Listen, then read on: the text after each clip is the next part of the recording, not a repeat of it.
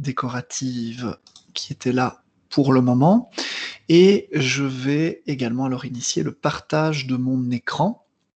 Donc pour le coup, je vais vous partager la fenêtre principale de mon Teams pour débuter. Et ensuite, je reviendrai sur un partage d'écran un petit peu plus élargi pour la suite. Alors, je refais un petit tour dans le chat. Alors, Delphine ne m'entend pas. Non, Delphine, ce n'est pas normal que tu ne m'entendes pas.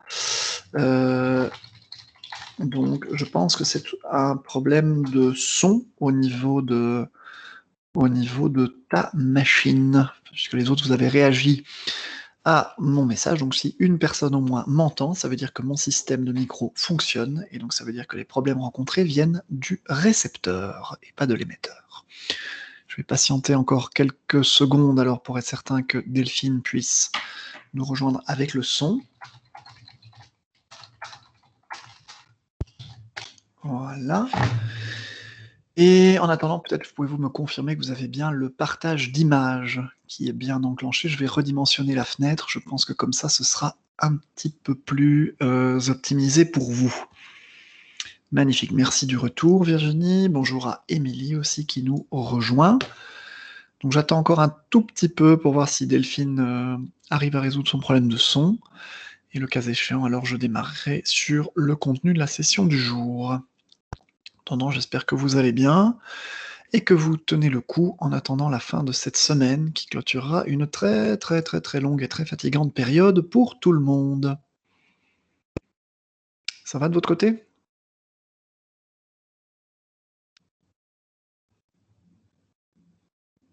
Ouais, comme dit Virginie, vive les vacances, on en a tous besoin, je pense. Mais ça va, vous tenez le coup. Super. Bon, écoutez, je vois plus de remarques spécifiques. Je sais pas si Delphine a fini. Pas de souci, Émilie, j'en avais pas encore commencé. Ah, le son est revenu pour Delphine. Magnifique. Bon, alors, si vous avez le son, si vous avez l'image, alors je vous propose de commencer. Et donc, on avait choisi pour la thématique d'aujourd'hui un cas pratico-pratique, si on peut dire, qui est l'organisation d'une épreuve orale à l'intérieur de Teams. Et donc, je vais maintenant vous montrer 2 ou 3 scénarios que j'ai imaginés par rapport à ce contexte. Pour le coup, je reste bien entendu ouvert aux remarques et suggestions par rapport à ce que je vais proposer, puisqu'on pourrait aussi optimiser ces scénarios ensemble, ou même en construire de nouveaux en fonction des apports que vous pourriez me faire via le chat ou en levant la main si vous souhaitez demander une prise de parole. Alors, je suis connecté dans le client Teams, hein, donc j'insiste pour l'instant, tout ce que je vais montrer va nécessiter de passer par le client Teams installé, car pour le moment, je vais faire appel à certaines fonctionnalités, notamment les breakout rooms, hein, donc les salles de redirection qu'on avait déjà présentées en exclu lors de la session précédente, et qu'on va ici utiliser activement. Et cette fonctionnalité n'est disponible que lorsqu'on installe Teams sur sa machine. Elle n'est pas encore disponible quand on utilise Teams au travers de son navigateur Internet. Donc premier prérequis, pour ce que je vais montrer, l'installation de Teams sera évidemment nécessaire. Alors, au niveau de l'organisation ici d'une session orale, j'ai imaginé de vraisemblablement démarrer un premier scénario en partant du calendrier. Alors, c'est une méthode, c'est la méthode la plus simpliste que je vais vous montrer. Celle-là, pour le coup, ne va pas faire appel à des fonctionnalités très avancées et pourrait aussi fonctionner en mode navigateur, mais ça va consister tout simplement, après avoir défini un ordre de passage par différentes méthodes au niveau de ses étudiants et étudiantes, ça va être d'utiliser la fonction calendrier pour se rendre à la date prévue. Donc par exemple, je vais regarder en janvier, et je vais imaginer de commencer une session orale d'examen le lundi, par exemple 4 janvier, et je vais ouvrir la session à 8 heures. Et donc le principe, c'est d'utiliser tout simplement, en première fonction, le calendrier pour fixer des rendez-vous avec chacun et chacune des étudiants et étudiantes au travers de Teams. Chaque personne sera pour le coup invitée individuellement, et moi je pourrai donc passer d'un écran à l'autre durant mes conférences. Alors Virginie, quand tu dis on ne voit pas bien ton écran, qu'est-ce que tu veux dire par pas bien? Et est-ce qu'il y a d'autres personnes qui ont un problème d'affichage. On ne voit qu'une partie. Il manque la partie de droite. Heu, Écoutez, je ne sais pas, je suis dans la même configuration que les semaines précédentes, parce que mon ordi me fait énormément de soucis, depuis plusieurs jours. Normalement, voilà, ça n'impacte pas. Voilà, est-ce que comme ça, c'est bien l'image? Oui? Plus maintenant? Beh, le problème, en fait, alors, c'est que quand je zoome mon image, bah, vous voyez plus tout. Si je fais comme ça, est-ce que vous voyez l'ensemble de l'écran? Comme ceci? Là, je suis en zoom, 100 normal, donc c'est dézoomé et c'est en taille écran. Là, c'est trop petit, parce que là, je m'y retrouve pas et je sais plus lire, voilà. Il manque toujours la partie de gauche. OK, bon, génial. Vous savez ce qu'on va faire? On va tout couper et on va tout recommencer. Je suis désolé, hein, je suis comme vous, je commence à être très, très, très, très fatigué, donc j'ai plus énormément de patience, au niveau des outils et des objets, enfin tout m'énerve chez moi pour l'instant. Je pense que c'est un peu les dégâts psychologiques du confinement. Je perds patience sur tout ce qui mécaniquement ne fonctionne pas à mon goût.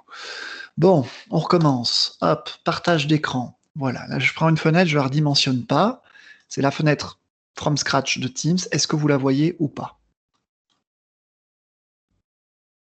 OK, donc c'était le partage qui avait dû zapper un truc avec le zoom. OK, donc on recommence.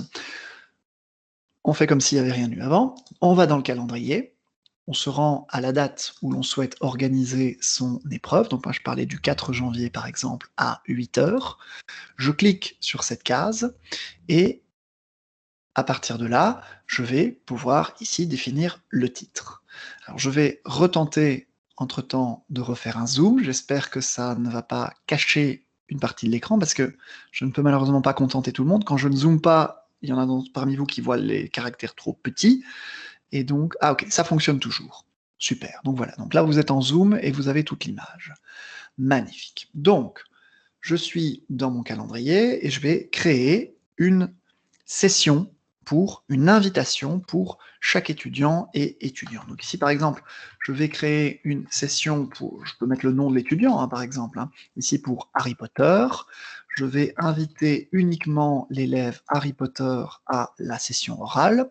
Ce sera le 4 janvier de 8 heures à 8 h 30. Je vais imaginer des sessions de 30 minutes, par exemple, pour le coup.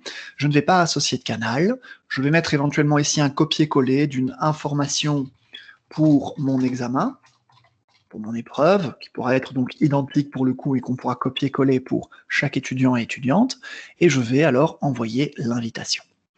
Dans ce scénario, bah, c'est très simple, je n'ai qu'à reproduire, hein, recliquer toutes les cases de 30 minutes. Je peux me laisser éventuellement, hein, des décalages de 15 minutes ou de 30 minutes vides entre les différents rendez-vous pour éviter toute accumulation de retard potentiel durant la journée. Donc ici, Hermione Granger. Je vais inviter Hermione Granger. Ce sera pour le coup de 8 h 30 à 9 h. Je vais rester sur une tranche de 30 minutes. Je vais pouvoir replacer ici les informations de mon examen et je vais reproduire le mécanisme autant de fois que nécessaire. Le principe ici, je vous l'ai dit, c'est vraiment le plus simple que j'ai pu imaginer, va consister alors à cliquer au fur et à mesure de la journée sur les différentes salles virtuelles de conférence qui se créent pour chaque rendez-vous et rejoindre à chaque fois rapidement ici la session. Alors je vais pour le coup devoir vous partager mon écran d'une autre manière encore afin que vous puissiez voir la fenêtre de conférence. Je vais refaire une petite coupure et je vais, voilà, vous montrer cette fenêtre-ci, pour le coup, qui est la fenêtre de la conférence avec l'élève Harry Potter. Le principe standard va être tout simplement que Harry Potter va pouvoir rejoindre à l'avance ou à l'heure pile cette conférence. Pour le coup, ça n'aura pas énormément d'importance puisque tant que de toute façon je ne serai pas dans la salle de conférence, eh bien mon élève Harry Potter ne pourra rien faire. Donc Harry vient de rentrer sa demande de connexion pour pouvoir rentrer dans mon lieu d'épreuve, je le fais rentrer puisque j'avais par défaut configurer une petite salle d'attente, hein, comme je vous l'avais appris dans le cadre de mes conférences précédentes. Et donc là, je constate que je me retrouve bien, moi, Sébastien, en compagnie de mon élève, ici, Harry Potter, et je vais pouvoir donc enclencher au besoin ma caméra, en allumé ou en extinction, en fonction de mes préférences, le micro allumé éteint. Il en sera de même pour mon élève. Et là, pour le coup, on peut imaginer plusieurs choses en fonction. Vous pourriez proposer des mécanismes qu'on avait déjà vus ensemble précédemment, notamment le partage d'écran, hein, qu'on avait détaillé dans une session sur les conférences dans Teams, pour partager votre écran, montrer un contenu, une liste de questions, demander de choisir quelque chose à l'élève. Donc ça, ce sera une première possibilité. Vous avez également, dans le cadre d'une épreuve, la possibilité de créer un tableau blanc partagé avec l'étudiant ou l'étudiante qui est en face de vous, ce qui vous permettra d'avoir directement une surface de coécriture, permettant à chacun, chacune, en fonction de son côté et de son rôle, de pouvoir y schématiser, y annoter différentes choses. Il y a quelques mécanismes intéressants que je trouve utiles dans le tableau blanc dans le cadre de l'épreuve orale en mode collaboratif. C'est la capacité déjà de pouvoir, à l'aide du petit pignon ici, bloquer l'écriture de l'élève dans la session sur le tableau blanc à différents moments pour pouvoir prendre le temps d'observer ce qui est fait. On peut ici demander de rédiger une démonstration, on peut faire une construction logique, un argumentaire, en utilisant soit les petits stylos, soit ici la zone de texte à dactylographier ou les post-it, qui également peuvent être utilisés comme des masques pour cacher de l'information qui serait éventuellement présente sur le tableau et ne la dévoiler qu'à certains moments. Donc, je pense qu'ici, on fait le pont avec vos propres méthodes d'approche d'évaluation orale plus classiques que vous avez déjà pu expérimenter depuis de nombreuses années et quelques astuces techniques que je vous propose afin de mixer les deux. Je peux à tout moment suspendre le tableau pour revenir en face caméra avec l'élève et on peut, dans cette configuration, permettre à l'élève, puisque j'ai laissé la configuration par défaut, de lui aussi ou elle aussi me partager son écran. Pour le coup, plusieurs modus operandi sont possibles. Celui que j'aurais tendance à recommander, c'est de demander à vos étudiants et étudiantes de faire un partage d'écran complet. De cette manière, vous aurez une vue sur tout le bureau de l'ordinateur, de la machine de l'étudiant ou de l'étudiante, et ça vous permet de vérifier quelles sont les fenêtres actives à l'écran et de voir s'il n'y a pas des informations supplémentaires qui auraient été apportées sur l'écran, des éléments un peu plus préparés que d'autres. Donc, ce n'est jamais une garantie formelle à 100% qui permet d'éviter toute forme de triche. Je rappelle qu'il n'y a rien à faire, mais dans une forme d'évaluation à distance, quelle qu'elle soit, il y a toujours ce risque. On ne peut pas le réduire à zéro, on doit l'accepter et vivre avec, comme pas mal de choses que nous vivons ces derniers mois. Mais voilà, basé sur une relation de confiance, une relation pédagogique, je pense qu'avec ces différents outils et ce premier scénario, vous avez, somme toute, la possibilité d'organiser une épreuve orale avec vos étudiants et vos étudiantes de manière relativement sereine. Au niveau de l'enchaînement, on va être sur quelque chose de très simple. L'épreuve se termine avec Harry Potter. Je vais pouvoir quitter directement ici sa conférence à lui, cliquer sur la conférence d'Hermione Granger, rejoindre la conférence, faire rentrer l'élève dans l'espace de conférence ou rejoindre l'élève éventuellement qui m'y attend si j'ai choisi de laisser l'espace de conférence ouvert à l'avance.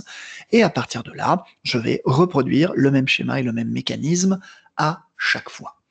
Alors, au niveau de l'après-session, l'avantage dans ce scénario, c'est que chaque case au niveau de votre agenda vous permettra, lorsque vous cliquerez dessus, de retrouver l'espace virtuel de conférence individuel de chaque session, et en cliquant sur Modifier, vous pourrez revenir ici sur le tableau blanc de la conférence qui a été établi éventuellement entre vous et l'élève pendant la session, les notes éventuelles que vous auriez prises en toute visibilité de l'élève pour le coup pendant la session, et les éventuels détails ici de participation, de tranche horaire qui étaient présentes dans votre invitation.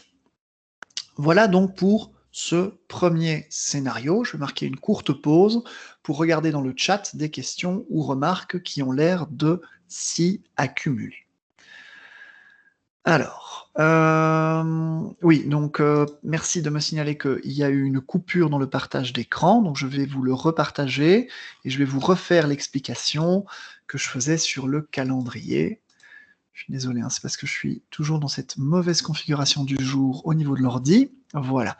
Donc je disais que vous pouvez retrouver ici, au niveau de votre calendrier, les différentes sessions qui ont été organisées par le passé, en y revenant dessus après la session. Et en cliquant sur le bouton Modifier, vous avez accès, pour le coup, à différents onglets qui se sont rajoutés au-dessus de l'invitation de conférence que vous aviez initialement créée. Et parmi ces onglets, vous pourrez retrouver le tableau blanc, qui est ici donc repris avec l'intégralité des échanges de contenu qui ont été opérés entre vous et votre étudiant, étudiante en fonction, des éventuelles notes de réunion que vous auriez pu prendre de manière transparente par rapport à l'étudiant ou l'étudiante qui était présent dans la conférence avec vous, ainsi qu'ici les détails de l'invitation de conférence, comme la tranche horaire, le nom de l'élève et ainsi de suite, que vous pourrez donc retrouver à chaque fois très facilement par la suite. Voilà, ça c'était la petite partie qui vous avait échappé dans mes nombreux changements de partage d'écran. Alors, Émilie, comment faire si je veux partager l'écran de l'étudiant et en même temps partager un document analysé pendant l'examen? Alors, on ne sait pas faire les deux, Émilie. Il faut comprendre. C'est de la pure logique ici. Quand je suis connecté à distance avec quelqu'un, soit moi je lui montre quelque chose, soit cette personne me montre quelque chose. Nous ne pouvons pas, dans n'importe quel système de conférence à distance qu'il soit, pouvoir simultanément être à la fois l'émetteur et le récepteur, chacun et chacune en ayant les deux rôles. Ce n'est pas possible. Il y a toujours quelqu'un qui envoie de l'information et quelqu'un qui doit la recevoir. Donc, on fonctionne, comme je viens de le montrer, précisément dans mon scénario, en alternance. Soit moi, je partage mon écran et je demande ensuite à mon étudiant, ma étudiante, de faire la même chose. C'est la seule méthode. Voilà, ça va? C'est une bonne question, hein, mais voilà, c'est une raison technique et qu'on va retrouver dans tous les outils de communication à distance. Est-ce qu'il y a d'autres questions ou remarques par rapport à ce premier scénario? Alors, Catherine, le tableau blanc n'a rien à voir avec un partage d'écran. Le tableau blanc me permet de coécrire avec l'élève. Il ne permet pas de partager mon écran. La question d'Émilie était, je veux partager mon écran avec l'étudiant et je veux que l'étudiant ou l'étudiante me partage son écran aussi. Et donc, pour le coup, ça, c'est pas possible. Pour ce qui est d'un document, c'est vrai que spécifiquement, on pourrait fonctionner alors de manière encore différente. Dans le cas d'un document et spécifiquement d'un document, je pourrais, par exemple, pour le coup, me rendre dans ici le chat de la conférence hein, que je tiens avec mon élève. Donc, je ne vais pas relancer une conférence pour le coup, je vais juste rouvrir la fenêtre de chat. Et dans la fenêtre de chat, vous avez le bouton Attache trombone qui vous permet de charger depuis votre OneDrive ou votre ordinateur un document pour le faire apparaître dans le chat. Si vous faites ça, le document qui va apparaître dans le chat, si l'élève, l'étudiant, l'étudiante clique dessus, elle aura accès à la lecture de ce document tout en pouvant continuer à converser avec vous dans la conférence. Vous aurez, vous, de votre côté, votre document original sous les yeux également, mais pour le coup, on verra professeur et étudiant chacun et chacune le document, mais on ne pourra pas en même temps faire du partage d'écran. Ça, c'est un principe psychologique, c'est tout simplement notre cerveau ne peut pas être à la fois dans une analyse d'un document sur lequel on va coécrire éventuellement avec l'étudiant et l'étudiante, et en parallèle être concentré sur la vision d'un écran d'ordinateur. Ok? Alors, cependant, tout en parlant, je réfléchis aux situations que vous me proposez qui sont fort intéressantes. Il y a un dernier cas de figure qui serait possible, mais je ne pourrais techniquement pas vous le montrer. Enfin, je vais vous faire une simulation. Je vais imaginer que je suis l'élève et vous êtes mon professeur. D'accord? On va faire ça. Alors, oui, le cerveau d'une femme est beaucoup plus polyvalent que celui de l'homme, c'est bien connu. Dans la réponse que je voulais apporter par rapport au fait d'avoir un partage d'écran et à la fois de documents, il y a une piste qu'on peut utiliser. Alors, Au niveau de la faisabilité, c'est ce que je viens de vous expliquer, hein. Vous êtes dans le chat de votre conférence, vous faites la tâche trombone, vous chargez un document, par exemple un Word, que vous voulez, ou un PDF, que vous voulez que l'élève, l'étudiant, l'étudiante affiche. Vous demandez à l'étudiant, après réception donc dans le chat de ce fichier, de vous partager son écran. Et vous demandez à l'élève d'ouvrir le document que vous avez envoyé. En faisant ça, vous verrez à la fois le document que vous avez envoyé qui sera ouvert sur l'écran de l'étudiant-étudiante, et vous verrez en même temps l'ensemble de l'écran, le reste de l'image, si vous voulez, venant de chez l'étudiant ou l'étudiante, et là, vous pourrez surveiller un peu ce qui s'y passe. Ça peut tout à fait fonctionner. Pour communiquer le document à vos étudiants et vos étudiantes, vous avez le chat ici, qui permet de faire la chose de manière assez intuitive. Maintenant, si on veut pousser le processus un peu plus loin, vous pourriez aussi soumettre le document grâce à la fonction devoir de Teams. Et pour le coup, demandez à vos étudiants ou étudiantes de partager leur écran dans son intégralité et d'ouvrir alors Teams, le volet devoir, ouvrir le fichier que vous avez transmis avec les consignes et tout ce qui s'ensuit, et surveiller ce que l'étudiant ou l'étudiante est en train de faire pendant qu'il ou elle va compléter le document ou vous préparer son explicatif. Voilà ce que je peux vous proposer comme scénario par rapport à cette question. Je ne sais pas si je suis assez clair pour le coup. Ça, c'est difficile à vous le montrer en vrai, puisqu'il faudrait que j'ai plusieurs ordinateurs simultanément connectés qui vous partagent leur écran en même temps. Donc, je ne peux pas vous simuler cette situation de manière précise, mais je ne peux que me contenter de vous la décrire. Alors, Grégoire me dit que c'est pas clair. D'accord, je le comprends. Donc, mais je me heurte, Grégoire, à une réelle difficulté, c'est que les scénarios que vous envisagez sont des scénarios en fait où il y a plusieurs personnes vraiment en face. Et moi, je suis tout seul, je n'ai qu'un ordinateur, je n'ai qu'un écran, et pour le coup, je suis en train de vous faire en plus une conférence moi-même. Donc, si on met tous ces problèmes simultanés que je rencontre ensemble, il m'est techniquement impossible de vous faire un jeu de rôle où je pourrais vraiment vous montrer comment faire l'examen. Donc je vais recommencer encore une fois, c'est malheureusement le mieux que je puisse faire. Donc je vais tout recommencer et je vais changer de mode d'affichage parce que c'est trop fatigant pour moi de devoir tout le temps changer de fenêtre. Donc je ne vais plus consulter le chat pendant plusieurs minutes et je vais vous partager pour le coup l'intégralité de mon écran. Je vais juste revenir une fraction de seconde pour vérifier que voilà, vous puissiez m'indiquer si vous voyez bien tout mon écran partagé. Sandrine ou les autres, est-ce que vous voyez bien tout mon écran partagé pour le coup? J'ai partagé l'intégralité. Voilà, bon. Donc maintenant, parce que sinon ça va me perturber, je vais rabattre le chat, donc je ne vous lis plus jusqu'à nouvel ordre. Donc je vais essayer de resimuler une dernière fois ce scénario du mieux possible. Et ensuite, on avancera vers d'autres pistes. Donc je recommence tout. Je me replace donc dans le calendrier. Je me retourne au mois de janvier. J'ai créé mes différentes sessions qui sont disponibles ici. Je suis en examen pour le coup avec l'élève Harry Potter. Donc moi je vais rentrer sans caméra ni micro puisque je n'en ai ici pour le coup pas besoin. Je vais attendre que mon élève Harry Potter rejoigne la conférence que j'ai organisée. Donc je vais faire en sorte qu'il se connecte maintenant. Voilà, il va me rejoindre. Je le fais rentrer. Il est avec moi, je commence à discuter avec lui, nous pouvons mobiliser pas mal de ressources telles que je vous les ai présentées tout à l'heure. Nous allons dans le chat, je me dis qu'à un moment donné, je voudrais travailler avec vraiment un document avec cet élève, donc je vais joindre le fichier, je vais chercher sur mon OneDrive ou dans mon ordinateur, je vais prendre un document pour le coup, donc je vais ici essayer de trouver un document Word qui pourra faire l'affaire. Donc je vais prendre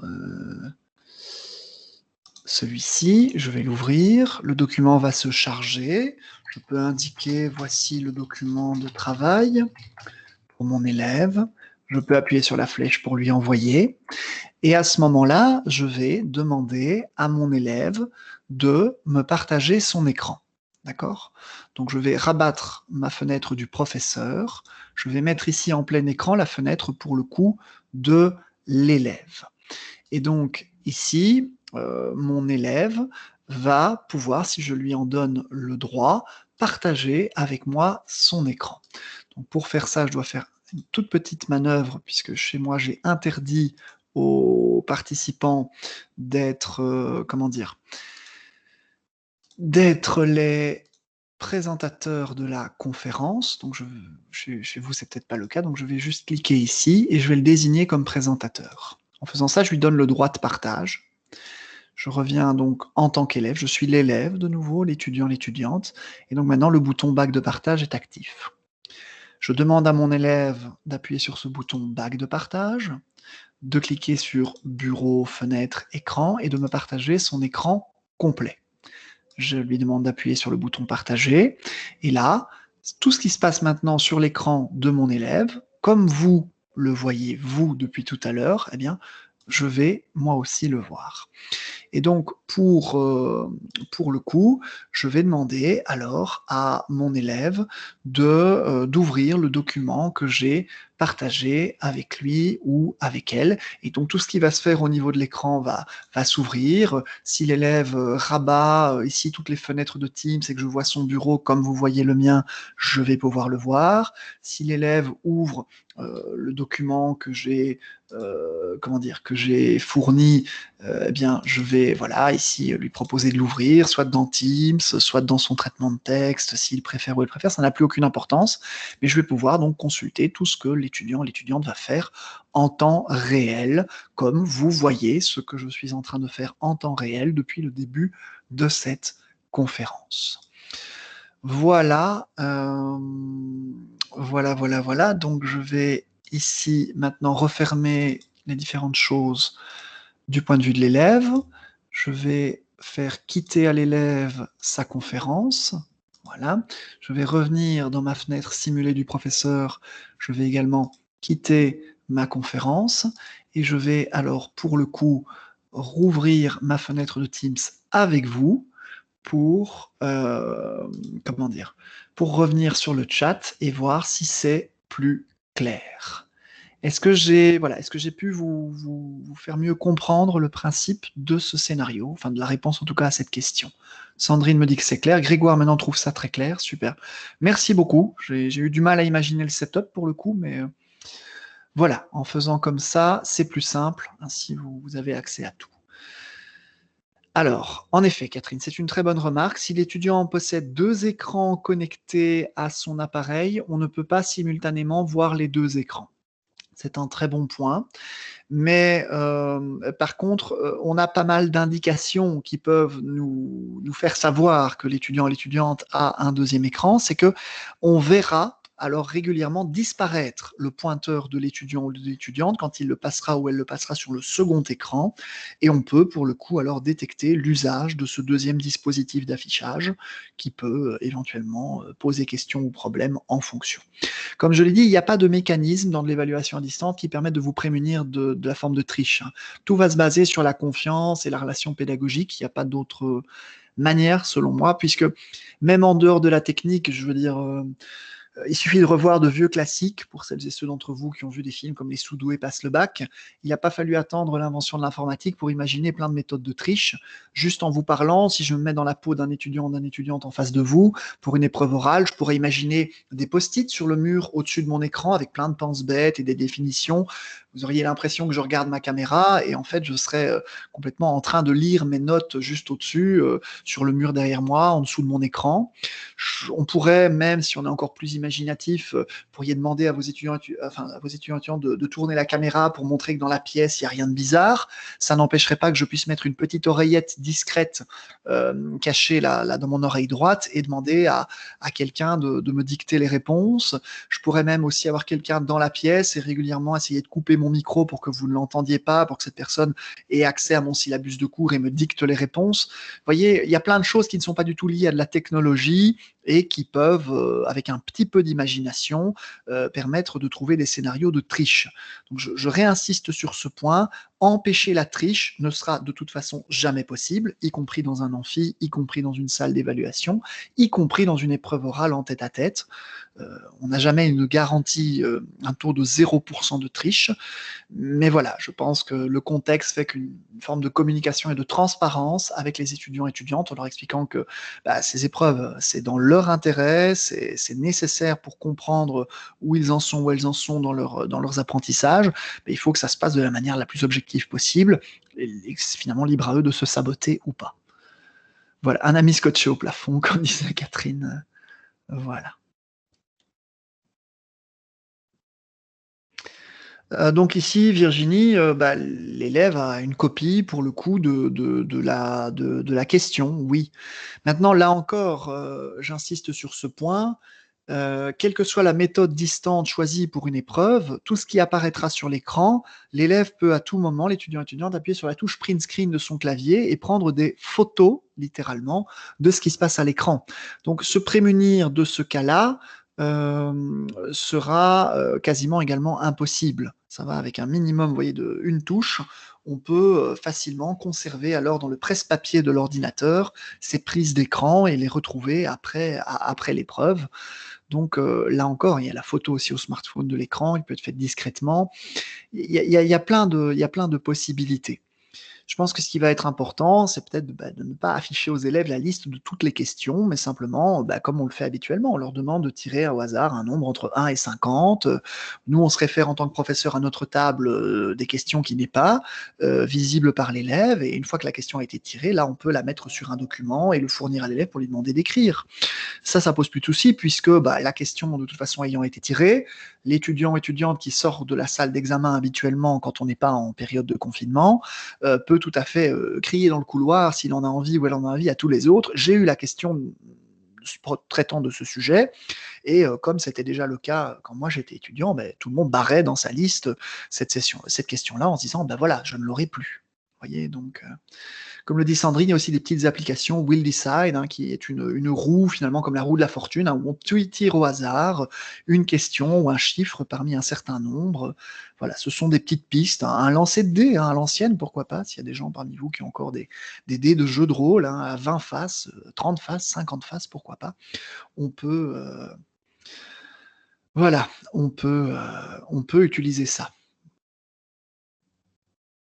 Alors, je ne sais pas si Will Decide est open source ou pas, mais je ne sais pas trop si ça a vraiment de l'importance pour le coup, puisque un générateur de nombres aléatoires, on peut en trouver énormément sur Internet.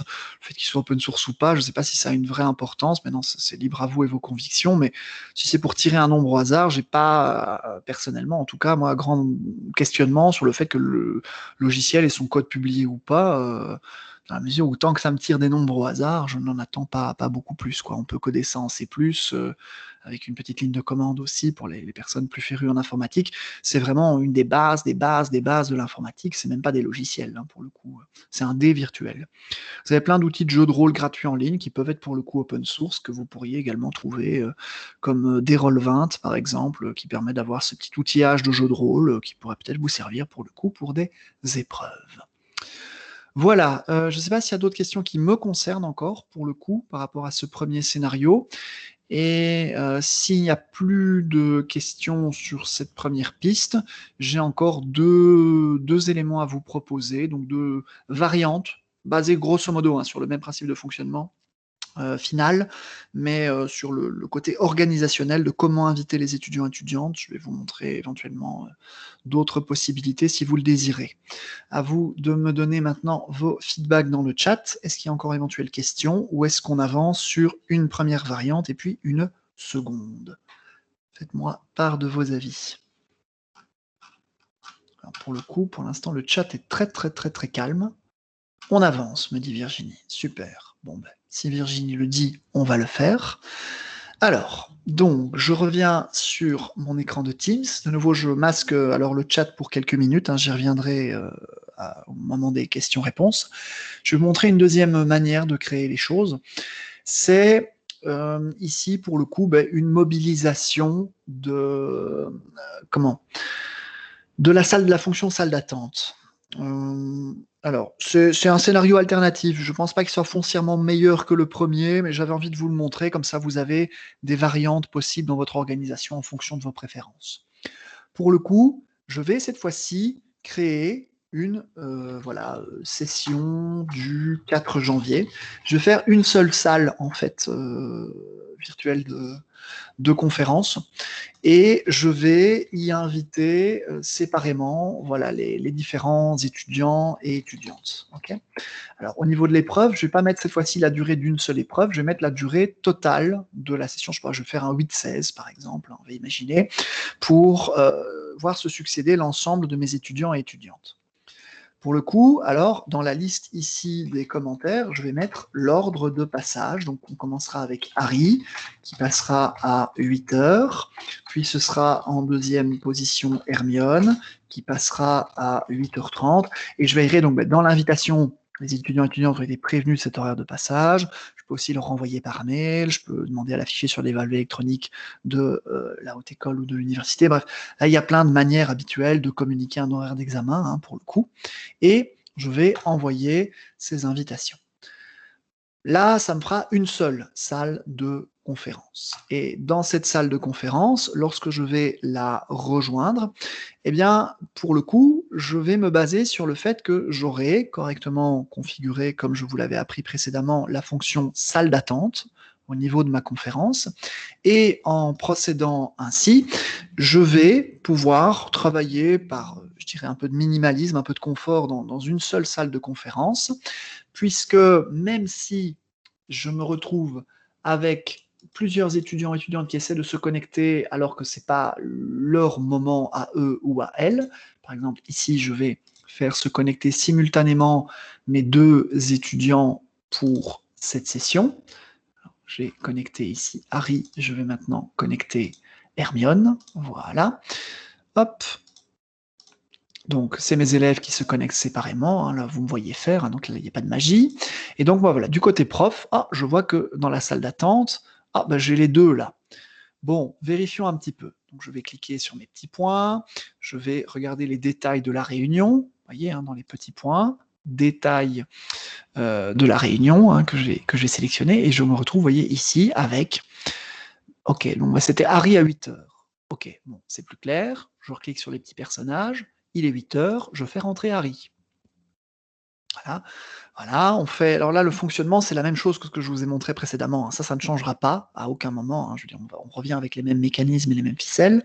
Et donc, je fais mon épreuve avec Harry, puis je dis Harry, voilà, maintenant tu peux te déconnecter. Si Harry ne se déconnecte pas, je clique sur les petits points et je vais le supprimer de la réunion. Ça, je vais l'éjecter. Harry est parti, hein, vous voyez, il n'est plus membre de la réunion, il y a une trace de son passage. Il est 8h30, je clique, je fais rentrer Hermione. Je fais l'épreuve avec Hermione, je lui demande de partager son écran, je lui demande de m'expliquer, je lui demande de me montrer, je lui peux lui envoyer des documents, voilà. Le principe habituel. Et même topo, pendant ce temps-là, peut-être que dans la salle d'attente, j'ai une, deux, trois personnes qui se sont rajoutées. Et donc, je propose à Hermione de quitter, soit je lui fais quitter moi-même la conférence si elle ne s'en sort pas avec les boutons.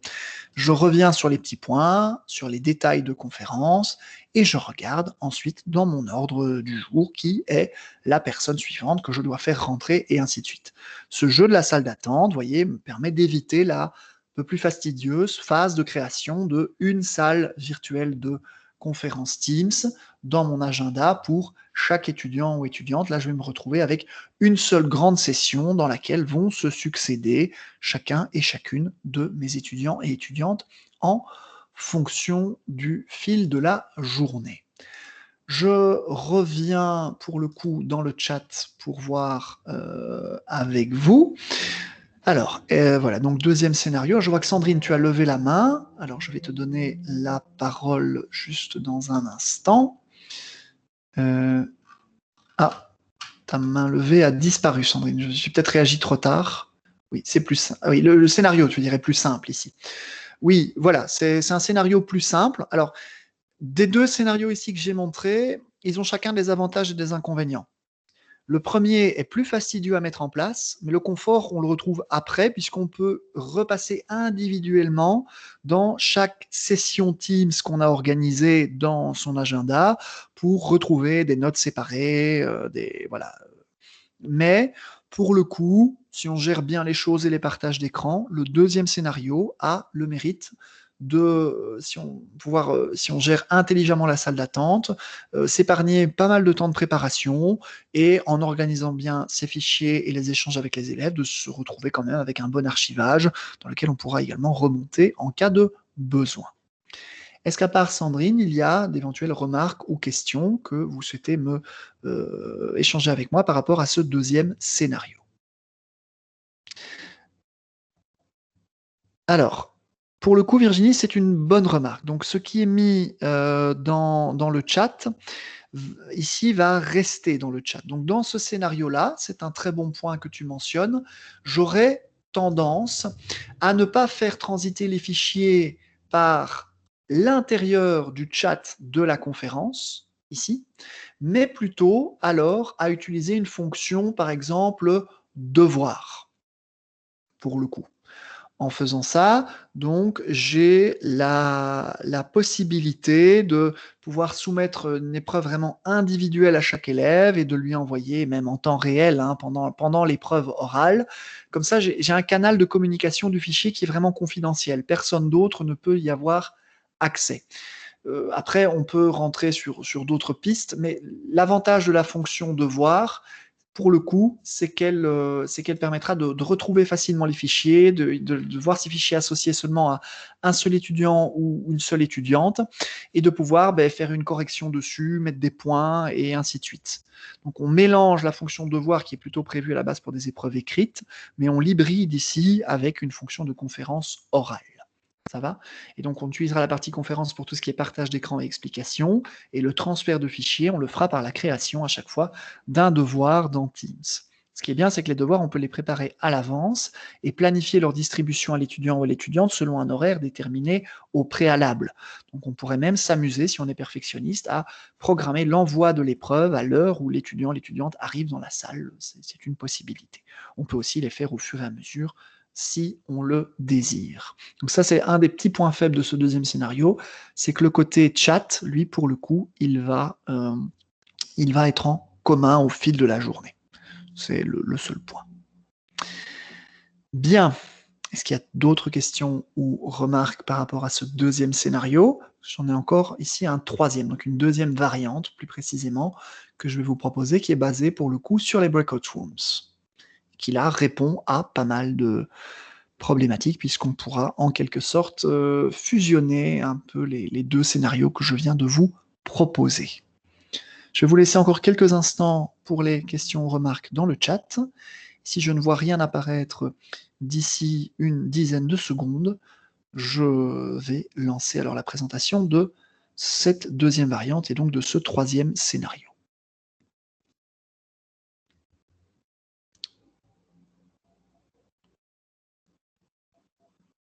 Alors, Émilie, je te redirige vers les archives vidéo de mes précédentes sessions. Parce que ce n'est pas une option salle d'attente, c'est quand on prépare une conférence. Donc ici, aujourd'hui, je ne reviens pas sur tous les acquis précédents, parce que j'en suis quand même à plusieurs sessions, beaucoup de sessions ici animées pour le pôle depuis ces dernières semaines, et elles ont chacune eu une thématique spécifique. Grosso modo, j'avais expliqué qu'en fonction des paramètres que l'administrateur de la plateforme de l'institution académique a définis, la salle d'attente, elle est active par défaut ou pas.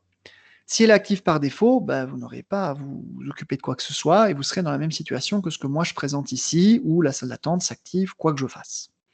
Si jamais les salles d'attente ne sont pas activées, j'avais expliqué qu'alors il faut créer son rendez-vous de conférence. Une fois qu'il est créé, cliquer dessus, choisir modifier, et là on a accès à options de la réunion. Et c'est sur cette fenêtre annexe qui va s'ouvrir en mode navigateur qu'on va alors retrouver. Alors ici, évidemment, j'ai des problèmes, j'ai trop de navigateurs ouverts, donc je ne peux pas ouvrir la fenêtre pour le coup, parce que ça va vraiment être pénible. Mais voilà, ce menu, je peux essayer de copier le lien peut-être. et de l'ouvrir dans cette fenêtre. Voilà, bon, je vais quand même essayer de le faire. Je crois que ça devrait marcher ici. Voilà, ça c'est la fenêtre d'options qui s'ouvre. Pour le coup, ça marche. Et donc, qui peut éviter la salle d'attente? Moi uniquement. Voilà, il faut mettre ce réglage-là. Il n'y a que moi qui évite ma propre salle d'attente. Si je fais ce réglage et que je l'enregistre, toute personne qui rentre dans ma conférence passe obligatoirement par la case salle d'attente. Voilà, j'ai quand même pris le temps ici de le montrer.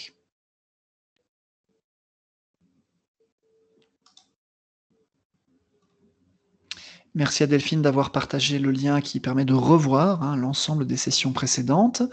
Et je vous propose alors le scénario maintenant avec Breakout Rooms, donc qui va nous permettre de faire des petites salles séparées de conférences à partir d'une grande, dans le cadre de l'organisation donc de notre épreuve.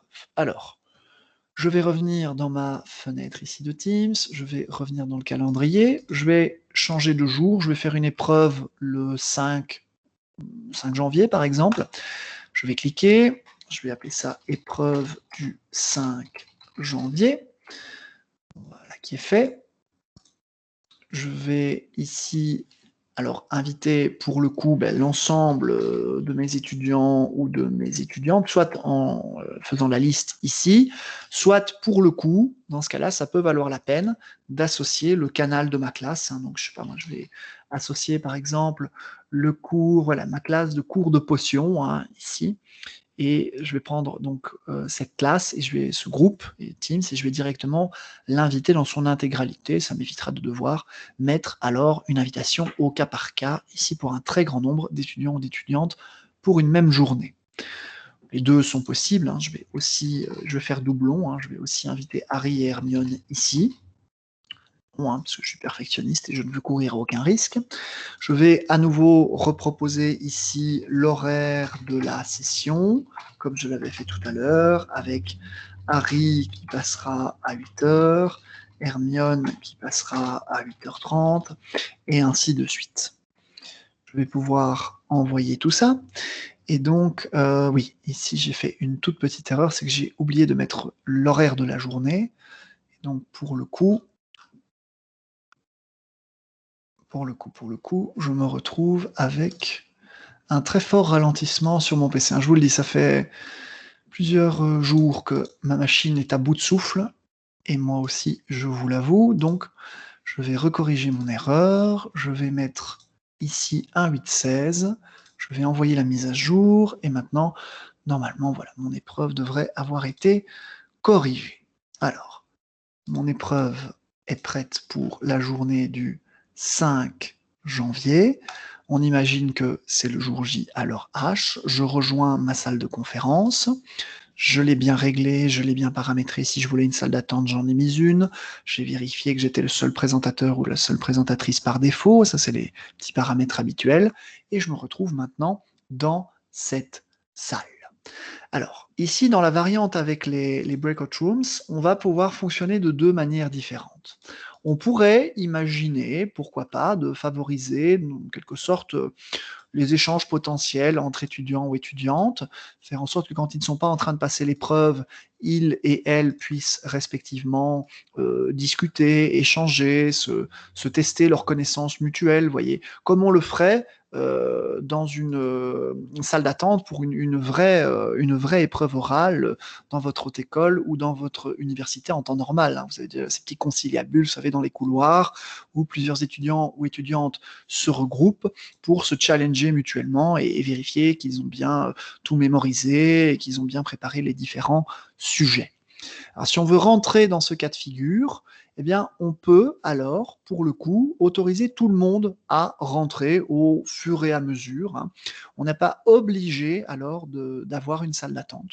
On peut désactiver l'option si on n'a pas envie, puisque l'idée va être que je vais mobiliser le bouton ici « Salle » pour petit groupe, et c'est à l'aide de cette fonction que je vais créer mes salles ma salle d'épreuve.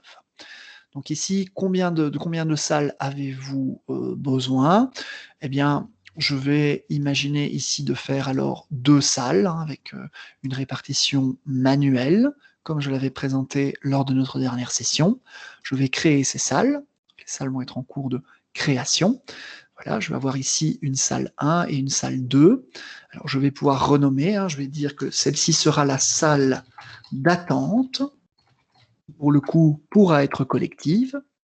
Et ici, je vais renommer la deuxième salle et je vais l'appeler salle d'épreuve, voilà, par exemple, hein, ou salle d'examen. Et je vais la renommer également. À partir de là, je vais pouvoir cliquer ici sur mes participants et donc là, en temps réel, à tout moment de ma journée, je pourrais choisir par exemple que je vais envoyer Harry à l'intérieur de la salle d'épreuve parce que c'est son tour et je vais prendre tous les autres et je vais les envoyer dans la salle d'attente. Pour le coup, ben, voilà, il faut juste patienter alors quelques secondes, hein, le transfert n'est pas instantané, il faut le temps que la salle de conférence donc se lance, voilà ce que j'avais oublié de faire en cliquant sur ce bouton. Et à partir du moment où j'ai lancé la salle et qu'elle va être active, on va voir disparaître les étudiants ici de la salle de départ pour les voir ensuite arriver dans ma salle de conférence. Alors j'espère que ma connexion internet tiendra le coup. Oui, ça marche, voilà. Je suis maintenant tout seul dans la salle de départ, la grande plénière, et je peux cliquer ici sur salle d'épreuve et pour donc rejoindre, pour le coup, ici en rejoignant la salle, venir faire dans cette fenêtre, vous voyez, à part, mon épreuve avec Harry Potter, un partage d'écran, le chat, etc. Je suis dans une salle d'épreuve, voilà, pour le coup, qui est complètement individuelle, qui est vraiment propre à Harry et moi, et on va pouvoir y travailler. L'épreuve de Harry se termine. Je lui propose donc voilà, de quitter la salle. Alors, pour faire ça, donc lui, il peut carrément se déconnecter de Teams s'il a fini et ne plus revenir. Sinon, je vais tout simplement ici cliquer sur la petite flèche, cliquer sur Harry Potter et une fois qu'il aura bien, que j'aurai fait quitter la réunion, je vais avoir la possibilité de le rapatrier dans une salle principale, de le déplacer hein, pour le coup. Et donc voilà, alors ici, je pense que j'ai fait une toute petite erreur, c'est comme j'ai fait quitter Harry Potter et que j'ai trop de fenêtres ouvertes, je pense qu'il est encore présent tout en ne l'étant plus. Donc ça, c'est une petite faille ici due au fait que je travaille plusieurs personnes simultanément sur mon ordinateur. Dans votre cas, vous n'aurez pas le problème puisque vous ne serez pas à la fois le professeur et l'élève dans le cas de votre situation. Et donc ici, vous pourrez alors pour le coup déplacer Harry Potter dans la salle d'attente et vous pourrez ici par exemple ajouter une nouvelle salle de conférence, la renommer et là on peut rentrer dans l'équivalent du premier scénario où si vous en avez envie, vous pourrez faire des salles qui porteront le nom de l'épreuve de tel ou tel élève, ce qui vous permettra, ça c'est intéressant, pour l'après-session d'examen, de retrouver les conversations et les échanges de ces différentes salles et de permettre alors de, comment dire, de retrouver vraiment individuellement les archivages. Donc ici, je vais refermer mes salles d'attente et je vais pouvoir réattribuer ensuite les étudiants et étudiantes à l'intérieur. Donc voilà comment on peut mobiliser la fonction Breakout Room, donc de créer à la demande autant de salles qu'on le désire pour, comment dire, pour tout le, comment dire, je suis désolé, je suis fatigué, je perds mes mots, pour toutes les sessions d'épreuves distinctes que vous voudriez pouvoir organiser. Voilà, donc ici j'ai refermé mes salles de conférence, hein, donc je peux maintenant réattribuer, vous voyez, les personnes dans les différentes salles. Donc là, je pourrais revenir dans non affecté, c'est la salle de départ. Je pourrais déplacer Hermione dans la salle d'épreuve où j'avais travaillé avec Harry, ou dans la salle épreuve Hermione que j'ai spécialement créée pour elle. Donc c'est vraiment très intéressant dans ces Breakout Rooms, c'est la souplesse que vous avez. Vous pouvez vous créer, voyez, autant de salles que vous le désirez. Vous pouvez déplacer les étudiants et les étudiantes au travers de ces salles. Simplement, les phases de déplacement doivent se faire chaque fois en refermant temporairement alors les salles que vous avez créées pour refaire une distribution et vous pourrez redistribuer comme ça, rebattre les cartes autant de fois que vous le souhaitez, donc durant la journée d'une épreuve. Voilà, alors je vais ici les remettre mes participants dans voilà, la salle principale. Comme ça, ce sera réglé. Je vais quitter ici ma conférence et revenir un instant sur le chat avec vous. Pas de souci Angéline, bon après-midi, merci d'avoir participé à cette session. Alors Sandrine, c'est le principe des breakout rooms, c'est que l'enseignant se balade où il veut en temps réel. Moi, je me suis mis dans la salle d'épreuve, à un moment donné, je suis revenu ici dans la salle, principale. Donc c'est l'essence même des breakout rooms tels que je les ai présentés il y a une semaine de ça, je pense. Donc c'est le seul intérêt du truc, c'est justement qu'on peut se balader partout. Bah, ici, au final, Virginie, j'ai fait 2 scénarios, en fait. J'ai fait un scénario où je faisais une salle breakout rooms pour salle d'épreuve et je faisais s'y succéder tous les étudiants à la chaîne et j'ai profité de la situation pour vous montrer une variante de cette variante où j'ai fait une 3e salle pour montrer qu'on peut aussi faire une salle distincte pour chaque étudiant ou étudiante. C'est ça que j'ai voulu montrer. J'espère avoir été assez clair.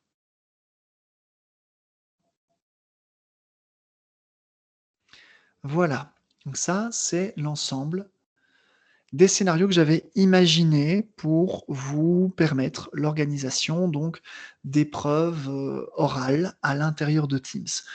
Comme je le dis, je ne sais pas s'il y a vraiment un scénario réellement meilleur que les autres. Ils ont tous des points forts, des points faibles, ils font appel à des fonctionnalités différentes. Je pense que c'est un peu à vous de voir en fonction de votre institution, de votre, affinité avec telle ou telle option de l'outil, le scénario qui vous convient le mieux.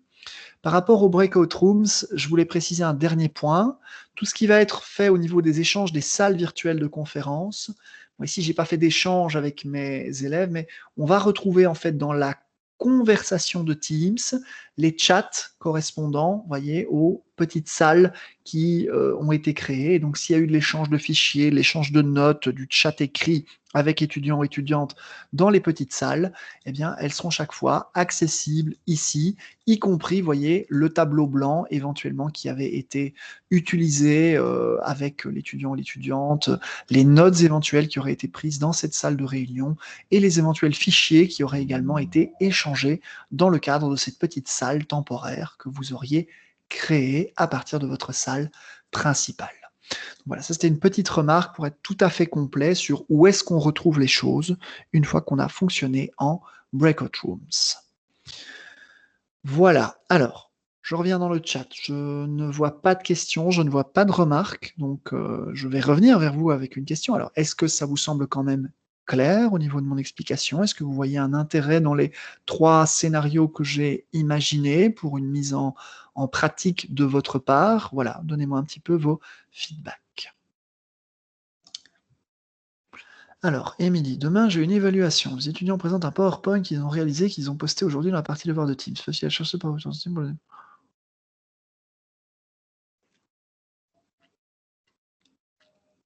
Et donc, Émilie, si l'échéance du devoir est passée, l'élève ne peut plus revenir sur le fichier du devoir qui a été rendu. Donc il faudra modifier l'échéance du devoir et la postposer de quelques jours. Et alors les étudiants et étudiantes pourront réactiver dans Devoir le fichier PowerPoint pour le remodifier. Sinon, ils n'y ont plus accès qu'en mode lecture. Ils y ont encore accès, mais en mode lecture seule. Pour un PowerPoint, c'est pas très grave, puisque, alors pour le coup, ça ne les empêchera pas de montrer les slides. Donc je pense que là, ça résout le problème. Si c'était un autre type de document, il faudrait alors donc déplacer la date d'échéance dans les paramètres du devoir Teams pour leur permettre de nouveau de reprendre la main alors sur le fichier si on veut leur voir faire des modifications. Maintenant, il est possible aussi que tu aies demandé aux élèves, étudiants, étudiants, de faire une copie du PowerPoint sur leur ordinateur avant de te le remettre. Et dans ce cas-là, s'ils ont une copie sous la main, eh bien, ça résout également le souci. Voilà. Bien.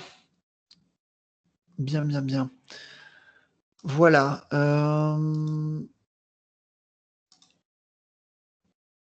Alors, plus de questions, plus de remarques. Bah, écoutez, je suis au bout des pistes que j'avais explorées pour vous en préparation ici de cette session. Donc si vous n'avez plus rien, à éclaircir avec moi au niveau des points proposés, eh bien, je vous souhaite, bon, courage pour d'ici la fin de semaine. Je vous souhaite un bon repos pendant la trêve ici des fêtes et je vous souhaite de passer la moins complexe, que possible, session en janvier avec vos étudiants et vos étudiantes, en espérant que tout ce que je vous ai proposé dans le cadre des webinaires de ces dernières semaines puisse, s'avérer utile pour vous concrètement afin de vous faciliter la vie et d'aborder plus sereinement ce contexte un petit peu particulier que vous êtes amenés à vivre dans votre carrière professionnelle. Voilà.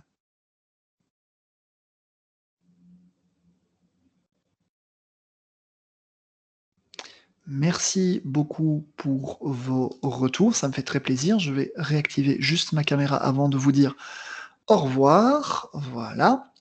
Et donc n'oubliez pas, donc Delphine va recevoir, au terme de cette semaine, je ne sais pas si ce sera déjà demain ou en tout cas au plus tard vendredi, le lien permettant donc de récupérer le fichier vidéo qu'elle publiera sur la page de nos sessions organisées pour le pôle Énuyer, que je remercie encore pour l'invitation. Je vous remercie encore également de votre participation. Et donc Delphine, comme d'habitude, ce que je te propose, si tu veux bien, de me renvoyer un petit mail de rappel, ce soir déjà, pour que je n'oublie pas de t'envoyer le lien de récupération de la vidéo. Comme ça, voilà, au niveau de la charge mentale, je ne dois plus gérer ce point. Merci beaucoup, Grégoire, merci Delphine, merci Sandrine, merci à tout le monde d'avoir participé. Et donc n'hésitez pas aussi peut-être à partager ces astuces avec vos collègues qui n'ont pas pu nous rejoindre aujourd'hui, car je l'espère, ça pourra sans doute être utile à, beaucoup de personnes parmi vous. Voilà, je vais suspendre, enfin clôturer l'enregistrement, voilà qui est fait.